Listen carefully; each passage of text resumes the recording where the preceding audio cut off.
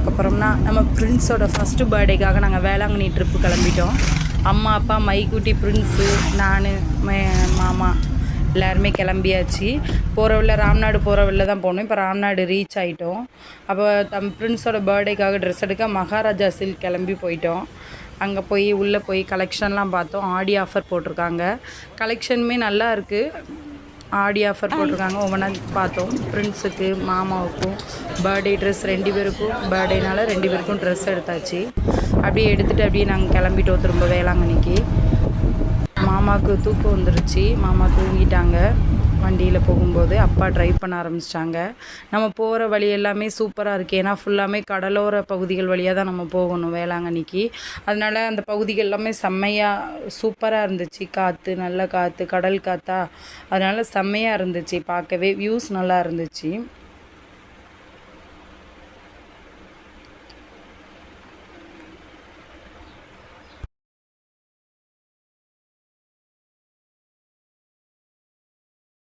அப்படியே சுற்றி பார்த்தா இலந்த மரமாக இருந்துச்சு. உடனே காரை நிப்பாட்டிட்டு நாங்கள்லாம் இறங்கி பார்த்தோம். ஃபுல்லாக இலந்த மரம் தான். ஆனால் பழம் இல்லை. சீசனுக்கு தானே பழம் காயெல்லாம் இருக்கும். இப்போ ஒன்றுமே இல்லை, வெறும் மரம் தான்.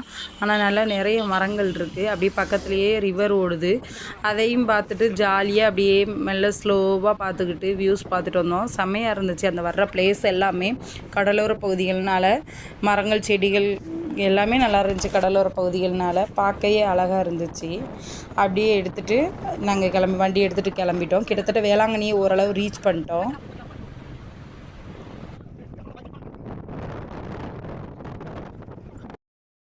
அப்படியே நாங்கள் மரித்தம்மா கல்லறையில் பாண்டிங்கிற ஒரு ஸ்தலத்தில் மரித்தம்மா கல்லறை இருக்குது. அங்கே ஒரு நேர்ச்சை ஒன்று இருந்துச்சு. அதுக்காக நாங்கள் எல்லோரும் ஃபஸ்ட்டு அந்த குளத்துல இறங்கினோம்.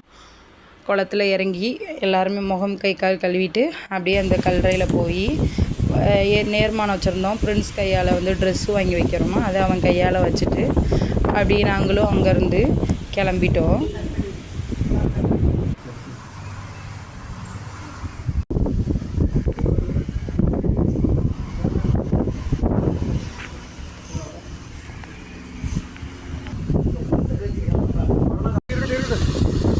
அப்படியே அங்கேருந்து ஒரு காஃபி ஷாப்புக்கு போய் நல்லா ஒரு ஸ்ட்ராங்காக ஒரு காஃபி குடிச்சிட்டு அப்படியே வேளாங்கண்ணி ரீச் பண்ணிட்டோம். 6:30க்கு வேளாங்கண்ணி ரீச் பண்ணிட்டு செக்இன் ஃபார்மாலிட்டிஸ்க்காக வெயிட் பண்ணிக்கிட்டு இருந்தோம்.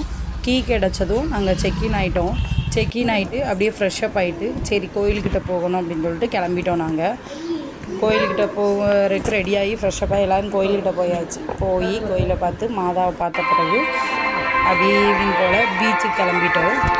பீச்சில் செம்மையாக இருக்கும் டைமும் நான் போயிட்டு அங்கே போய் ஒரு சர்பத் குடிச்சிட்டு அப்படியே சாப்பிட்டுட்டு அப்படியே அங்கேருந்து ரூமுக்கு வந்துட்டோம். வர்ற வழியில் பிரின்ஸ் அவங்க அப்பா தோள் மேலே ஏறி ஜாலியாக நடந்து வரான். இந்த வீடியோ உங்களுக்கு பிடிச்சிருந்தா நீங்கள் லைக் பண்ணுங்கள், கமெண்ட் பண்ணுங்கள், ஷேர் பண்ணுங்கள், மறக்காமல் சப்ஸ்கிரைப் பண்ணுங்கள் ஃப்ரெண்ட்ஸ். நெக்ஸ்ட் வீடியோவில் நம்ம சந்திப்போம். பாய்.